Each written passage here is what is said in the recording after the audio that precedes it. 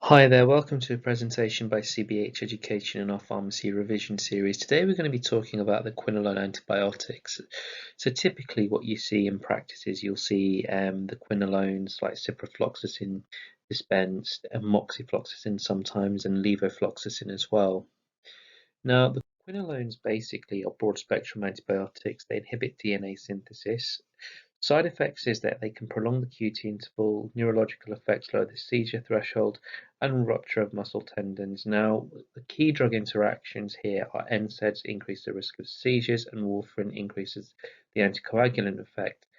Key monitoring is a signs of tendon damage. Now, obviously, we're going to be doing antibiotics in our revision series, but some of the things and ideas that you will need to be aware of is things like antimicrobial stewardship, even long-term prescribing of antibiotics as well in patients, and ideally looking at what kind of allergies that patients present with as well.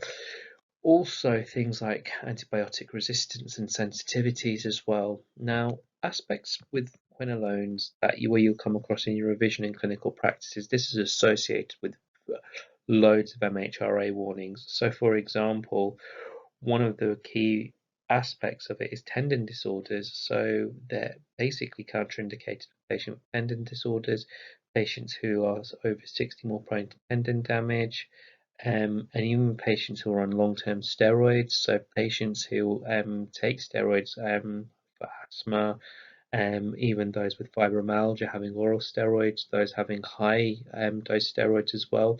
So this is where the warnings need to come in as well. And if tendonitis is suspected, it should be discontinued immediately. This is really the key counselling points that you do need to give patients with the risk of tendon damage. And then obviously you've got aspects of small increase of aortic aneurysm and dissection in high risk patients, and obviously small risk of heart valve regurgitation as well.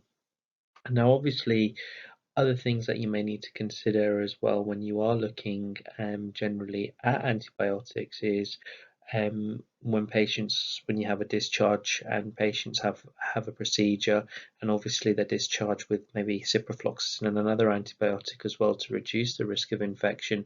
How long are they going to have that antibiotic for? Have they been counselled on the side effects as well? Have they been made aware of what to report and who to contact in an emergency as well? We'll be discussing antibiotics and quinolones in our OSCE and revision series, which will come out in the next few videos about how we manage this as well. Thank you very much for listening to this presentation by CBH Education. For further information or videos on our pharmacy revision series, which include drugs, pharmacology, OTC counselling, OTC conditions, OTC medications, and general aspects of the legality of prescribing, please follow us on our Facebook, Instagram, and YouTube channel.